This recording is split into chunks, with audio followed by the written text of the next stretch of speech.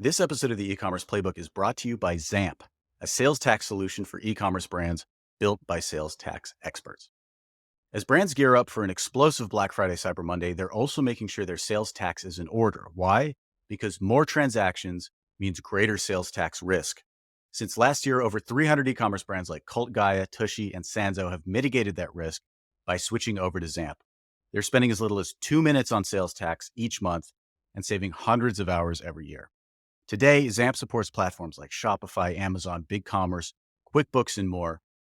If you're selling on your own customer platform, they have an API too. So go to zamp.com/thread today and sign up for free sales tax service for the rest of the year. That's over 4 months of free registrations, filing, and compliance. That's zamp.com/thread. Hey folks, welcome to the e-commerce playbook podcast. I'm your host, Richard Gaffin, Director of Digital Product Strategy here at Common Thread Collective. And I'm joined today in this pre-holiday season by Mr. Tony Chopp, Chopper himself, VP of Paid Media, live from CTC HQ. Tony, what's going on, man? Richard, the professor. The professor, that's right. Yeah, that used to be my nickname here, the professor.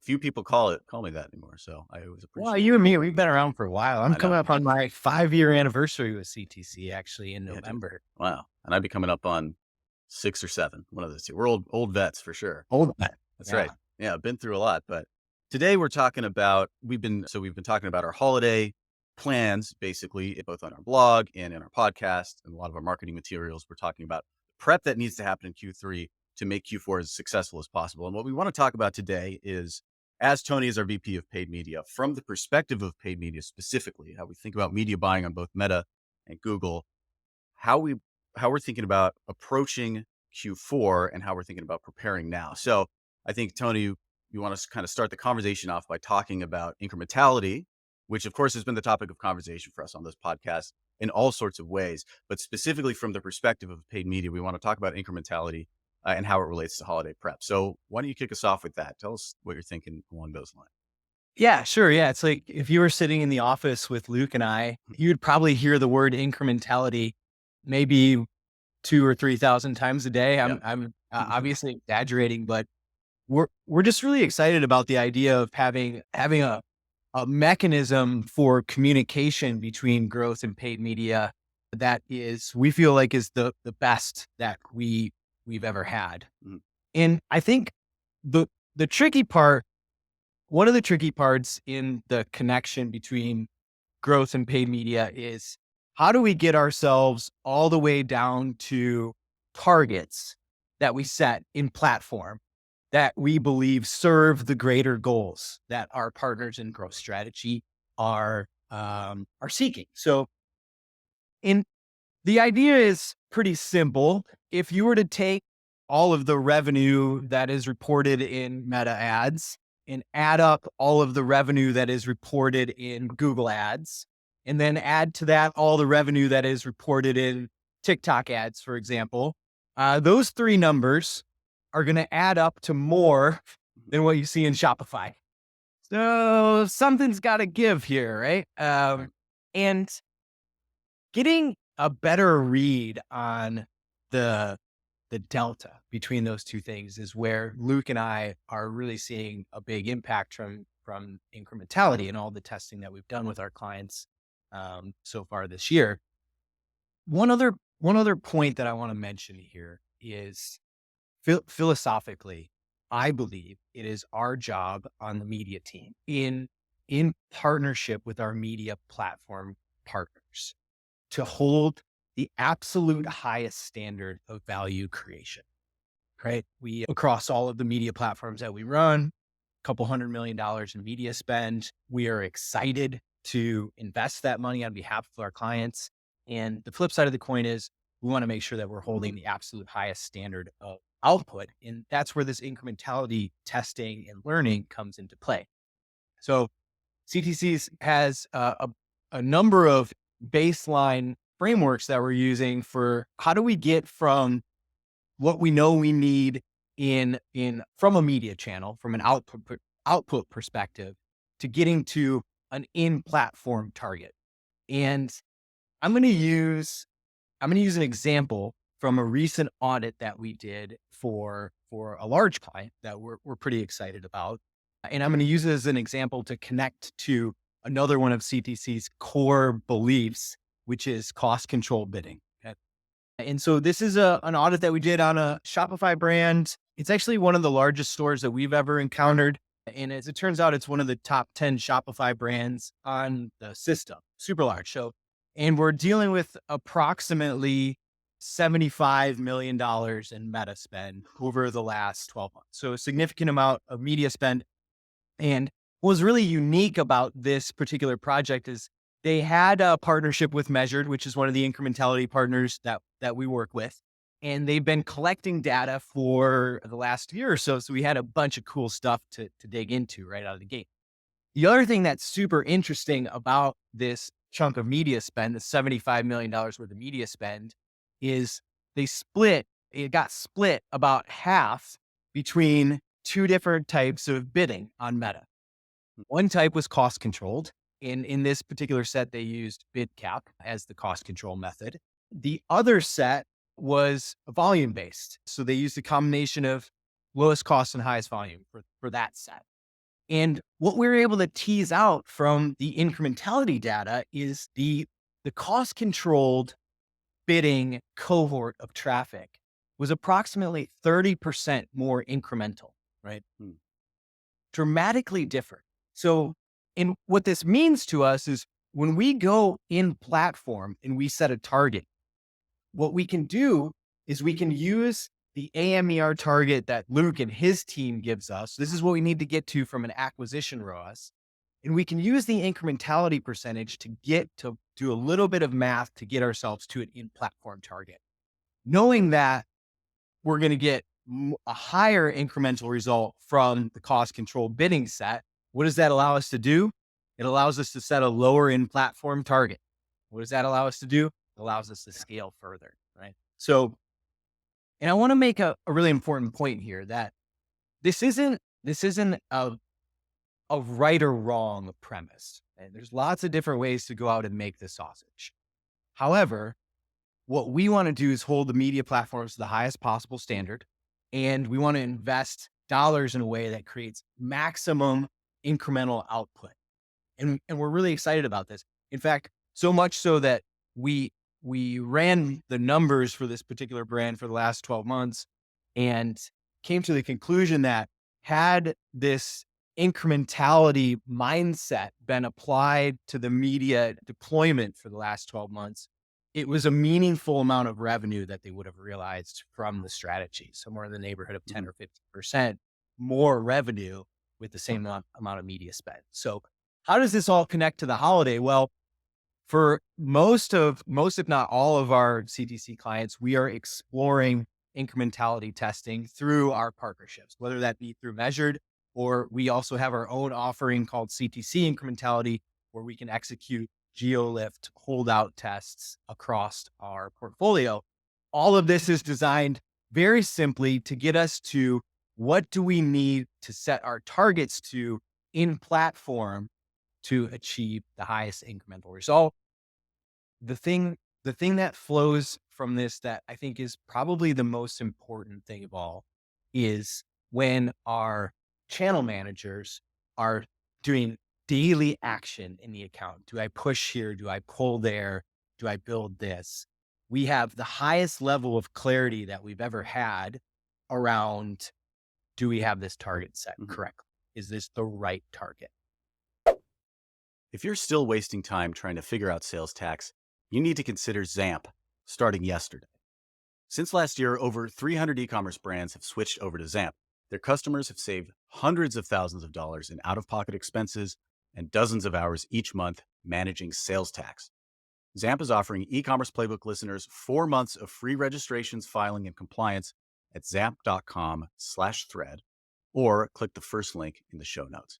And if you have an existing sales tax provider, hey, a second opinion never hurts. Learn how Zamp could save you time and money and even help drive revenue this Black Friday, Cyber Monday. Every dollar counts. I was going to say, it's a matter of like, holiday is the most crucial time. Therefore, the clarity of data becomes more important over holiday. And that's sort of the connection of why this is important for our holidays. Yeah, 100%. Yeah. I was going to ask, because you mentioned like that this isn't a question of right and wrong, and there's many ways to make the sausage. but isn't ultimate clarity of data and having and the best sort of the highest standard of outcome, isn't that a better option? Or like in what circumstance would that be Well, you yeah. not want to do that?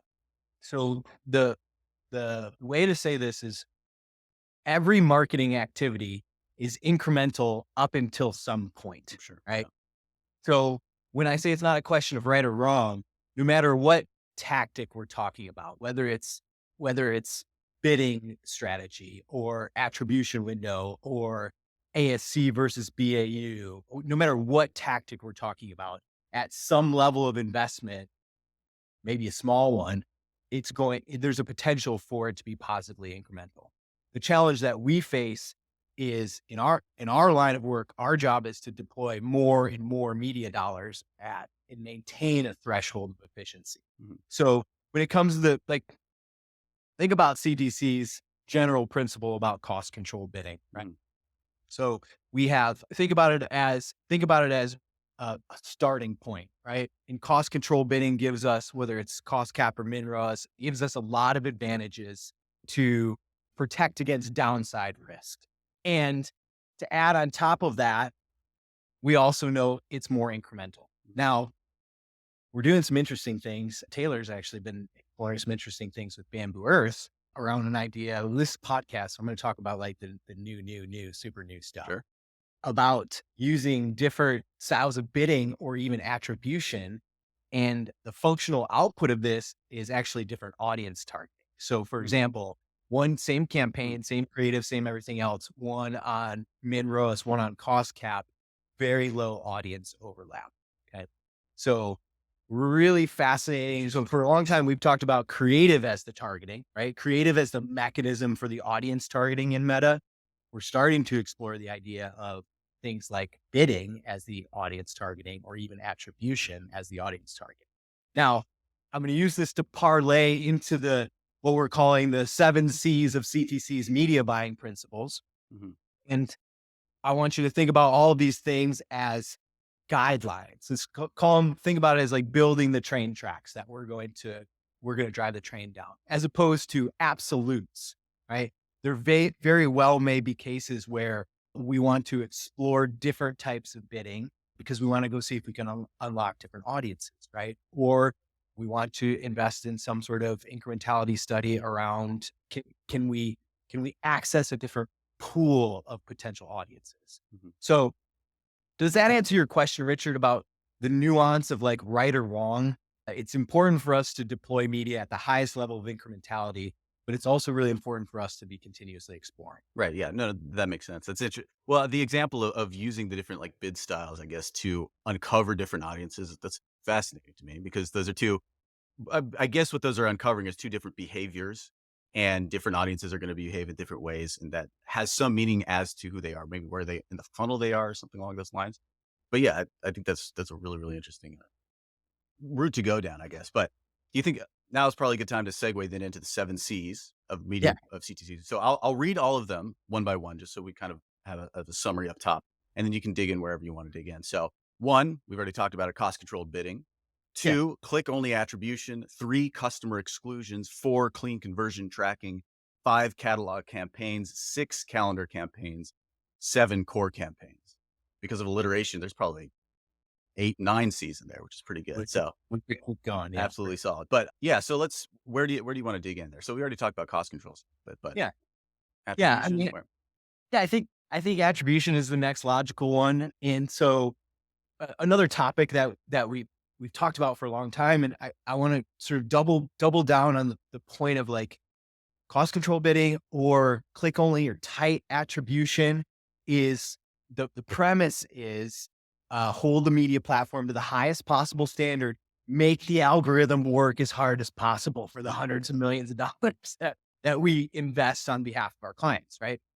So also same audit project that we worked on where we got some incrementality reads on the cost control versus lowest cost, highest volume bidding set. We also got a read on the attribution set. So the data set was a split. It wasn't as nicely split where it was like 50-50 in the two cohorts. In this particular case, the vast majority of this account was run on 7-1, 7-day click, 1 day view. with a much smaller percent on one-day click, so click only. But the same pattern emerged here where the click only attributed spend had a higher incrementality percentage, so about 25% higher on that set. So think about think about think about the 7 C's of CTC's media buying principles as the place to start, right? Start with cost control bidding, expand through MinROAS cost cap. So bid cap is, we don't use a ton of bid cap because it's the most restrictive of all of them. Start with that. When you get to attribution, start with tight attribution windows. Use 7-day click as your starting point. You're going to set yourself up. Your starting point is going to be really solid in this case, right? And of course, we can expand from there. We can try to do the experimentation like we were talking about that Taylor's exploring over on Bamboo Earth. Like, well, let's try to see if we do some 7-in-1, for example, let's look at the audience overlap. Let's see if we're hitting a different pool. And then let's bring it back into an incrementality study to see what the difference is. And this goes back to the point I made to you earlier, which is this isn't a question of right or wrong. This is a question of the contribution of each of these tactics. And what I would assume to be true is that the incrementality percentage is going to be higher on the click only, leading to the ability to set a lower in-platform target. The incrementality percentage is going to be lower on the one-day view, which just means we have to set a little bit higher target. But if we see a bunch, like not a lot of audience overlap, and we have good incrementality data to support it, there may be some level of investment at 7-in-1 that makes sense. At 7-in-1 that makes sense, right? So there's some nuance in how we think about these things, but the framework of starting with cost control bidding and starting with click only attribution is going to get you set up in a really good foundation to build off of. Right. So that basically provides you the most stable environment, let's say, to kick when you actually make the build, when you're actually kicking off your campaigns. It's the most stable sort of way your ad account can be. But something you sort of alluded to is like, under what circumstances do you then, like, what's the signal to begin to expand out and start experimenting with other like bid styles or whatever? Yeah, I think so generally speaking, what CTC does that I think is unique, we have a philosophy for how we think about media that is build. If I could sum it up into one word, it would be build.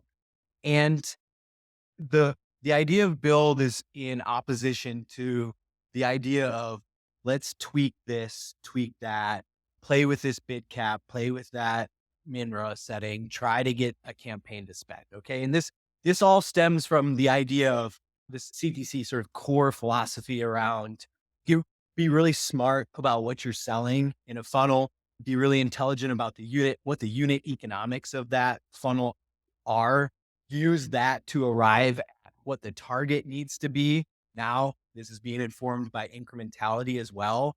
And once you have all of those things dialed in, if the campaign spends with all of these constraints, that's great. That means we have something that works. If the campaign doesn't spend with all of these constraints, then that's a signal, not a bug of the system, right?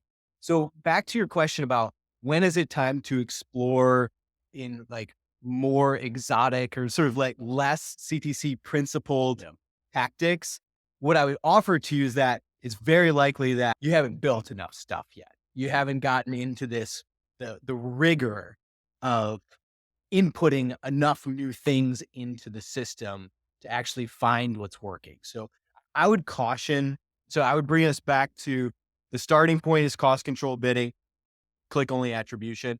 The next phase, what we do with our clients is we're looking at concepting through the concept log and getting to we have some really exciting stuff going on the creative side that's helping us understand and answer the question about, well, given these constraints, click cost control bidding, click only attribution, how much creative do we actually think we need in order to get to where we're trying to go to? So I think that's the problem to solve first before you start going into, well, what if we lowered the standard for the media platforms? Because I can tell you for sure what will happen in that case. Yeah. Can you guess? You're going to spend more media dollars for sure. Yeah.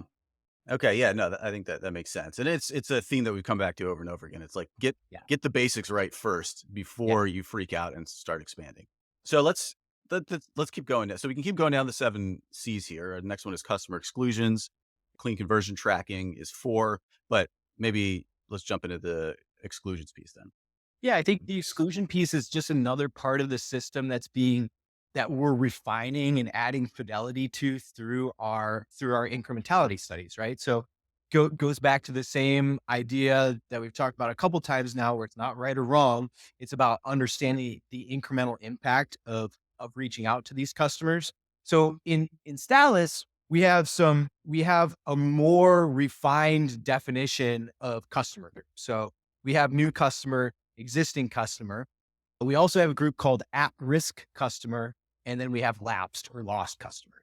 So the same idea of applying the incrementality percentages to these various customer groups, getting the targets right, and then applying the exclusion audiences in the campaigns, it is part of how we recommend for our clients and how we would recommend everyone else out there to think about it as well. So have a remarketing campaign, have a retention campaign, for sure have it, Mhm. and be smart about the definition of that audience, aka the size of that audience, and then also be really smart about how you set the target, right?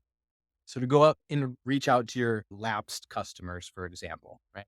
Or let's use at risk. So Statless will give us a definition of at risk customers for based on based on the frequency of purchase. I'll give you, for example, if 80% of the customer file makes a repeat purchase within 12 months, for those that are going to make a repeat purchase, and then let's say if they don't make a purchase within 24 months, I'm just using these as for examples, that they are lost. So that group of customers that haven't purchased again after the 12th month, but are before the 24-month window, we would call those at risk. Okay. So now the game is go reacquire those customers and first understand the incremental impact of going and paying a CAC to acquire them again. Mhm. That's it. That's all there is to it. So when we talk about customer exclusions, it's not as simple as always exclude the entire customer file. That's a really broad brushstroke, right? We definitely want to think about our audience exclusions with a couple more layers of granularity. And we want to think about our campaign structure in a way where we're targeting these different cohorts of customers in different ways, and that the targets of those campaigns are informed by incrementality. All part of one big happy system, Richard. Gotcha. Of course. Yeah, right. It's all part of the profit system. You know what I mean? Right. That's what we're doing. Okay, so I think that's fairly straightforward. So let's jump into 4, which is clean conversion tracking. And what I think is interesting about this one is that it also brings into the conversation some elements of data clarity as well, which you mentioned beforehand. So let's get into clean conversion tracking. Yeah, I mean, it's like, I don't know, it feels like the thing that is like the least sexiest part Sure. of paid media, and possibly one of the most important, maybe the most important Yeah. thing. So think about everything that we're talking about, right? We're talking about using the algorithm to we're trusting the algorithm to find the audience, do the bidding, make the media buy, essentially. Really, really handing the keys over to the Meta Ads platform or any of the other media platforms to handle the logistics of the almost the whole thing. It's a lot different than the way we used to do it a bunch of years ago, where we'd set manual bids for everything. The the validity of this whole system is contingent on the quality of the data signal. So not only is the validity of the whole system contingent on the data signal, but in addition to that, the higher the quality of the data signal, the better the entire system works at going out and finding the audience. So how this applies to the holidays, we're going through a process for all of our clients to on the Meta side to audit 2 specific sections, our event match quality scores. And so we're looking for really high scores in 4 key categories of events. So view content, add to cart, initiate checkout, and purchase. And Meta gives us a bunch of great signals about the quality of those events. And we're looking to evaluate how good our data signal is for these 4 things. And we're looking for spots. We see spots that need tune-ups. We have some various partnerships that we're bringing in to get everything tuned up. So we want really high quality signal on those 4 key events, including browser and CAPI server events. And we want to make sure that we're prepped for the holidays to have the strongest data signal that we can. So that's on the conversion tracking piece. I'm going to get the next C is around catalog campaigns. And I'm going to connect these 2 together. Yeah. The other place that we're looking at in Commerce Manager for Meta is the catalog match rate.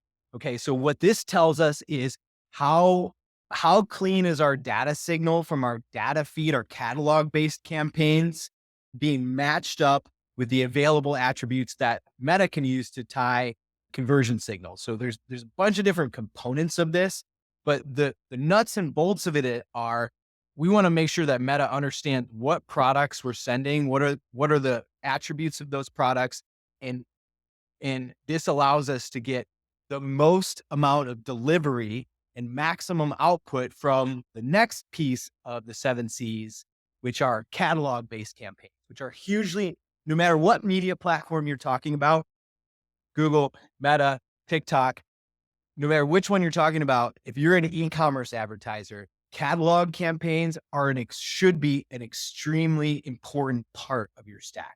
So for anybody that doesn't know, catalog campaign, really simple, it's a feed of information from your store, and it's the ads that have little pictures of your products. That's it. Every media platform has a different name for it and a different presentation of it.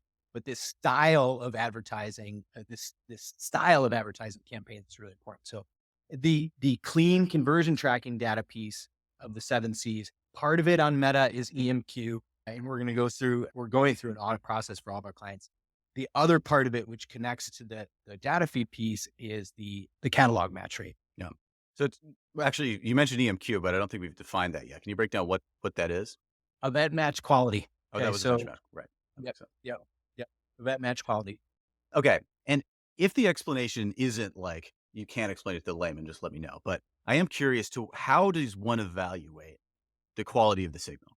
Like, what is it possible to dig into, like, the process of what that looks like? How do you know that, like, Yeah. Meta is sending you good or bad, or how you would even sort of phrase that? Yeah. Let me give you a couple points. So one thing that we're looking for is freshness. Okay. So how fast the data is flowing. Interesting. And one of the general principle is the faster the data flows, the better, right? So I'll give you a practical experience. Have you ever, let's see, done something online? Let's say you looked at some shorts or joggers or maybe clicked through a Meta ad, and all of a sudden you just get served tons of similar products. Yeah. So your ability so let's say you clicked on a Meta ad for some joggers, and now let's say you see a Born Primitive ad. Born Primitive's ability to get into that auction really quickly for somebody who's in market, AKA you that clicked on a Meta ad, is a function of how fast that signal is and how the quality of that signal that's moving. Mhm. So freshness and the speed of the data is one thing that we're evaluating. The other thing that we evaluate with event match quality is the amount of different variables that we're matching. So Meta has some information about its audience, and the idea with the robustness of the data is, without PII, without personally identifying how much of the data can be matched. There's a bunch of different fields that you can look at. So and it's all hashed. So email address, location, phone number, all designed as a mechanism for Meta to better understand the user and what they're looking for in the interest of being able to serve ads as effectively as possible. So you, the advertiser, the more signal that you are able to share with Meta through your event matching process, the more Meta is going to be able to find potential audiences for your product. Gotcha. It's all about, I think the best way to say it in layman's terms is, when we talk about the quote unquote signal, the mysterious signal, think about it as a collection of data points that can be shared and can be captured about your potential audience, that then allows Meta to understand where your audience is online and go target. Gotcha. Okay, well, that was honestly clearer than I was expecting. So Yeah. that's that's super helpful. No, I think that's really interesting. So, and then of course we hit the fifth C already, which is catalog campaigns. And again, there's also the tie-in to holiday there, which is like catalog is the most crucial for like remarketing or like as an evergreen kind of ad product. And so like during the holiday season, those tend to be the best performers. I think that's still the case. In which case, Yeah. making sure your catalog is set up becomes absolutely critical for getting those sort of bottom funnel people who are ready to go. Yeah. I mean, I think like I've heard people say like catalog is sort of bottom of funnel, and I don't. It's not that I disagree. It's I Mhm. think I don't think it's only that. I think catalog serves a high intent bottom of funnel audience really well in a remarketing capacity. I don't know about you. I know these are anecdotal, and anecdotal stuff is Sure. baloney, but like in my own anecdotal experience, I love catalog ads on Meta. Yeah. I think the shopping experience is the most fun for me personally when I get a catalog ad and I don't leave the app, I don't click through, but I just swipe through the catalog. And I can't tell you personally like how many products I've discovered through catalog campaigns, right? Mhm. And I think again, anecdotal, whatever, just one guy's experience, but it for me, it really is about the experience that I'm having interacting with that particular ad unit. And it's almost like it's like shopping. It's like browsing. Yeah. It's like, yeah, cool, Yeah. cool, not cool, not cool. That makes sense. No, I mean, like fundamentally, like maybe what you're saying is it's a good ad product, and It's a particularly good app. for products that don't need a lot of explanation. I would say, like if you just want to buy Yeah. shoes or something, and you're Yeah. getting you're sort of fresh to a brand or whatever, like you are top of funnel, but you're seeing Yes. a catalog ad, then that may Yeah. be all you need to make the purchase. So there is sort of a discovery element to it, as well as the sort of thing I Or was thinking, which is like algorithmically, you were looking at this one shoe before, now you see it on Facebook. But That's right. there's That's right. there's The more way that to it. you're thinking about it is getting reserved because you already looked at the product, and the Mhm. way that I experience and the way that we think about deploying them at CTC is very much as a discovery element. Yeah. Sure. Yeah. The other thing that catalog campaigns let us do really well, really effectively, is when we think about merchandising an ad account, for example. Mm. Oftentimes, and let's connect back to one of the first points about getting really clear about what we're selling and the unit economics of what we're selling. Oftentimes, we'll use catalog campaigns and have meaningfully different targets set. So I'll give you, for example, let's say you're a retailer, athleisure wear brand, and you have a men's set and women's set, and you have really different unit economics between those two. Let's just say you have a higher AOV on the women's set. The cart's bigger, whatever else it is. Mhm. So having two catalog campaigns, one for men, one for women, is going to do a couple things. Number one, it's going to help us, the algorithm, know the audience to target. But number two, it's going to give us the ability to set those targets differently based on the unit economics of those two different funnels. In that particular case, we would want to most likely want to use some sort of probably a min ROAS type of bidding if we don't really know the exact AOV of what we're selling. I think that's an interesting kind of sub point Mhm. in the catalog conversation, like how to get the bidding right. Min ROAS is a really good choice on the Meta Ads platform if you're not exactly sure what the AOV is going to be. So when we think about another thing that we think about another thing that's important to us with catalog campaigns is matching as a way to merchandise the ad account. And a lot of times we think about matching like whatever our clients are doing in their navigation of their website, collections, whatever else it is. We really want to have corresponding catalog campaigns for all of those. Gotcha. Is this a good place to maybe jump into the social commerce piece of this? As long as we're Exactly. talking about a good in-platform experience, maybe, yeah, if there's more to dig in there, maybe this is a good Yeah, time to go. precisely. Yeah. Right. So social commerce is an area that is very exciting to us. So think about it. We call the various platforms like execute it differently and have different names for it, but the principle is pretty straightforward. Checkout in app, right? So as opposed to click through over to a website. So in Meta, it happens with the Shops product. In TikTok, they call it Shop. So, Sure. and I think that there's some really, really big differences in the style and the strategy, but let's talk about the Meta Shops piece first of all. So one a critical point to activate Meta Shops is to have a catalog, right? So you have to have the catalog as the starting point. So when we think about making sure we have clean, really well articulated catalogs, one of the reasons why is because it helps us feed meta shops. And from in meta shops, we're seeing some really fascinating things happen. For one of the clients where we've seen the most impact, we're getting like a meaningful amount of purchases happening on the shop, about approximately 20%. But I think what's even more interesting about this particular account is we're getting some data from Meta on what they're calling shops assisted conversions, meaning somebody clicked through, got the shops experience and didn't ultimately purchase that way, but browse that way. So, and I think this goes to my point about the, the experiential nature of viewing the set of products in a shop as opposed to clicking through a website.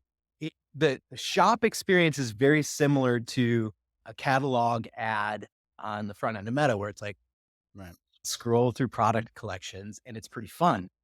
And I think what's happening, this is the story I'm telling myself, is that the shops process is not only expediting the checkout because it keeps it all on the platform, but it's also having some sort of impact on the shopping experience itself, right? So we're exploring, we have a bunch of stuff that we're looking at right now on how to actually make sure your shop is the best it can be. Cause you can actually configure the shop, the Meta shop, so that you can add collections to it. You can bring in some UGC. That's another point. That's a really cool point of this like little subgenre.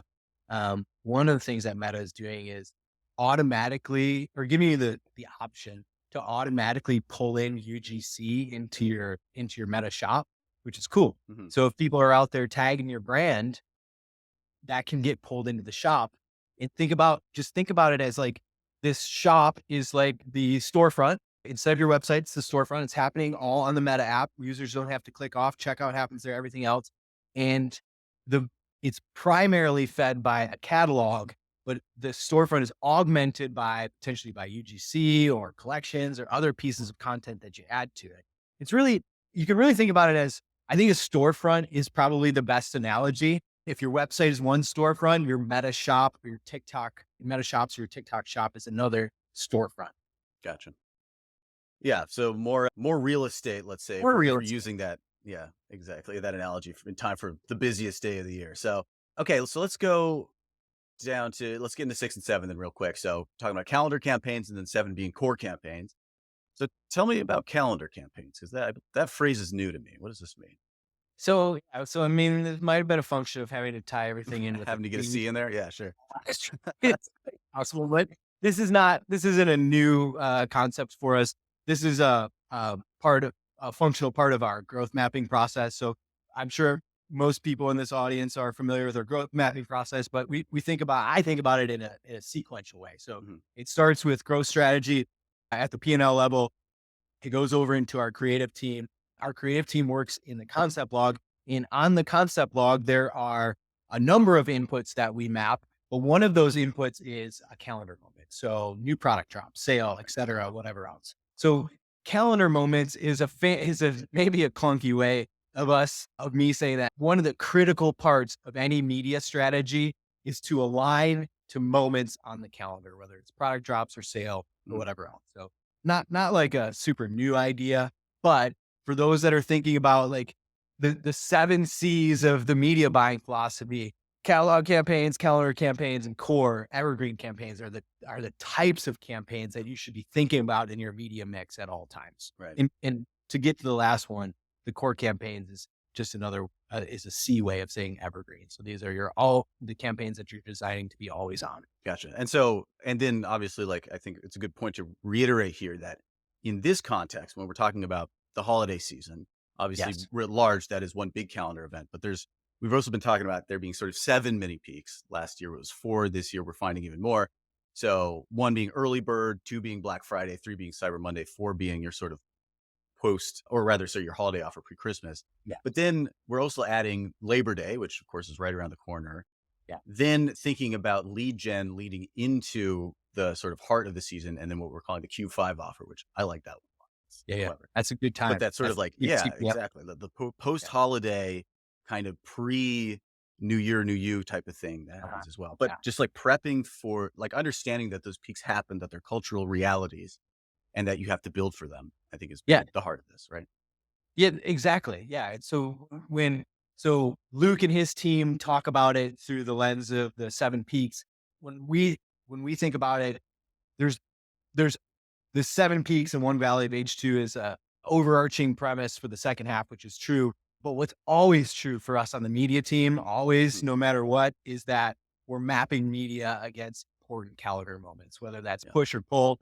For the holiday specifically, the media teams are going to be looking at really being thoughtful around the election time. Yeah, sure. So Yeah. in how we're thinking about we don't want particularly the week or 10 days prior to the election representing a large portion of our media mapping. We want to really think about how we're dovetailing in and around that space when we think we're going to see the most dramatic when what the data is telling us from recent election cycles, we're going to see the most dramatic impact on CPMs. So as we think about, as our growth strategy friends are thinking about the 7 peaks and the one valley and mapping media, our media team will actually take that and put it into a day by day media plan that considers all of these inputs and considers like how do we jog our way around the election stuff as best as possible. Yeah. So let's get our final piece here, which is in contrast to the calendar campaign to some extent, which is evergreen campaigns. And of course, the old like the thing that we've been saying for the last 3 or 4 years, which has probably held true, is that your evergreen campaigns or your evergreen messaging tends to be the best performers over a holiday season because oftentimes it sort of expresses what your product is the most straightforwardly. But so let's talk about like, are there any nuances to that? Is that just kind of how we're just continuing or what we've Well, done in I the think the past? nuance to it is, I think the nuance is one of the reasons why that can be true often is because that those evergreen campaigns have a ton of historical data, Right. right? And so when we have campaigns that have a long history, historical data, meaning campaigns that have spent a meaningful amount, they typically have the most ability to scale up into moments based on that historical data. So the nuance to this point is if you launched a quote unquote evergreen campaign on November 5th, you should not expect that that likely wouldn't be the best performing campaign in an account in that sense. So in like the time is now, right? So, and this connects back to our sort of idea about like the CTC media principle of building. The way you get to high performing evergreen campaigns is you build your way there Mhm. every month.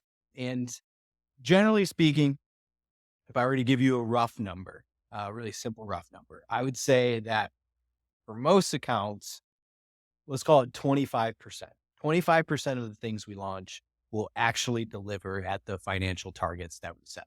The way you get to having a stable of evergreen campaigns that can deliver the outcome you're looking for is through the iterative process of launching and building up those blocks of evergreen campaign, right?